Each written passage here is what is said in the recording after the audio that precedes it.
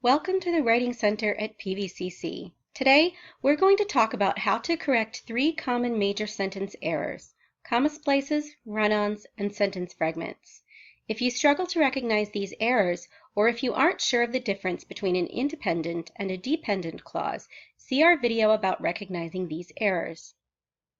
Comma splices and other run-on sentences occur when what could be two or more sentences or independent clauses are joined incorrectly. They may be incorrectly joined without a comma, without a coordinating conjunction, or without either. A simple way of correcting these sentences is to separate them using a period. This is a fine way of correcting the run-on, but it might not be the best way. We're going to talk about creating more complex sentences using 5 ways to join these ideas. Sentence fragments occur when incomplete thoughts or dependent clauses are left to stand on their own. Instead, they must be joined to an independent clause to form a complete sentence. We'll talk about how and why we might make a clause dependent a little later. Independent clauses are correct as simple sentences, so why should I join them to make them more complex? In college, we are often required to think in more complex ways. Thus, we need more sophisticated tools, like complex sentences, to communicate those ideas. Complex sentences help show the relationship between ideas. They may show that one idea is more important than another, or that one idea relies on another to make it true. In addition, when sentence structure and rhythm is varied, the text is more dynamic and interesting. This helps keep the reader engaged with the text. On the next few slides, we'll show you 5 different ways to correct run-ons, comma splices, and sentence fragments, and make your sentences more complex. Let's start by talking about joining 2 independent clauses to create compound sentences. One way to join 2 independent clauses is to connect them with a comma and a coordinating conjunction. We also refer to the coordinating conjunctions as the fanboys because their first letters spell the word. Using a comma and coordinating conjunction to join your independent clauses helps to show the reader the connection between the ideas. For example, I could say Ron didn't do well on the test, but he didn't even try, as a way to explain why Ron did so poorly.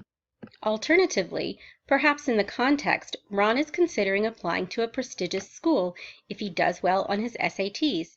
I could say Ron did not do well on the test, so he didn't even try. The fanboys are a useful way to show the connection between your ideas. Be sure to put a comma before the fanboy when you are connecting 2 independent clauses. The semicolon is another way you can join 2 independent clauses. A semicolon creates a shorter pause between the clauses than a period does. A semicolon tells the reader that the ideas are connected, but doesn't tell them how they are connected. So semicolons are best used when the connection between the ideas is clear. We might use a semicolon in a sentence like this one. Jenny enjoys writing. It may be her favorite pastime. If the connection between the clauses is not as clear, you might want to use the next method of connecting independent clauses. When the connection is not clear, use a transitional word with a semicolon to clarify for the reader. We could say, Ron didn't do well on the test. In fact, he didn't even try. Or, Ron didn't do well on the test. Instead, he didn't even try. The transitional word changes the connection and meaning of the clauses slightly. Transitional words are different from coordinating conjunctions. While coordinating conjunctions require a comma before them, transitional words often follow semicolons and always require a comma after them. This method, as well as the previous 2, the comma with the coordinating conjunction and the semicolon, indicate that both clauses are equally important to the meaning of the sentence. The final 2 methods are used to show that one idea is more important than the other. Another way to join your ideas and create a complex sentence is to subordinate one of your independent clauses. This means you will make one of the clauses dependent on the other. The dependent clause will support the independent clause. This is often used to emphasize one idea over the other. Some words that make a clause dependent are although, because, and if. I can say, Jenny enjoys writing although she doesn't have time. I could also say, Jenny enjoys writing unless she doesn't have time.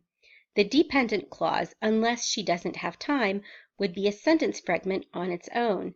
However, when connected to the independent clause, it supports the idea and explains more about when or how Jenny enjoys writing. Do not use a comma when these dependent markers come in the middle of a sentence. You may also subordinate the first clause and make it dependent on the second clause. For example, you could say, if Ron did not do well on the test, he didn't even try, implying that the reader can tell how hard Ron tried by how well he did on the test.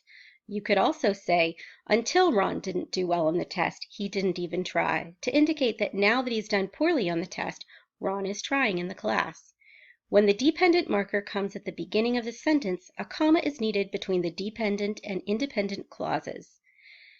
Subordinating a clause explains the connection between the clauses and makes their relationship clear to the reader.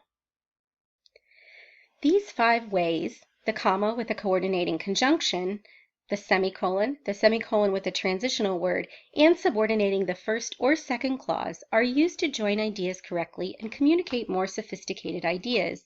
They not only help prevent run-ons and comma splices, but also sentence fragments. Remember, if a fragment is made dependent by a dependent marker like although or because, you can simply join it to an independent clause, often the sentence before or after it. The fragment, although she enjoys writing, could be joined to the independent clause, she doesn't have time. Whether it needs a comma or not depends on whether the dependent clause comes before or after the independent clause. One common fragment occurs when a sentence begins with which, but is not intended to be a question. If which comes at the beginning of a sentence, the sentence will be a question. Phrases like, which I really like, cannot stand on their own. They should be added to an independent clause. You could say, the book, which I really like, is about pandas, or the book is about pandas, which I really like. If connecting the fragment to another sentence doesn't make sense, you may need to remove the dependent marker or add a subject or verb. To know what you need to add, ask yourself if your sentence is missing the person or thing who completes the action, the subject, or if it's missing the action itself, the verb. Once you know what's missing, you can add that to the sentence. For example, didn't do well in the test needs a subject. You could add Ron to the beginning of the sentence. The fragment, the woman who enjoys writing, is missing a verb. You could say, the woman who enjoys writing doesn't have time. To learn how to recognize these errors and understand independent and dependent clauses, see our video about recognizing fragments, run-ons, and comma splices. If you'd like to get help identifying and correcting these common errors, make an appointment to see a tutor today.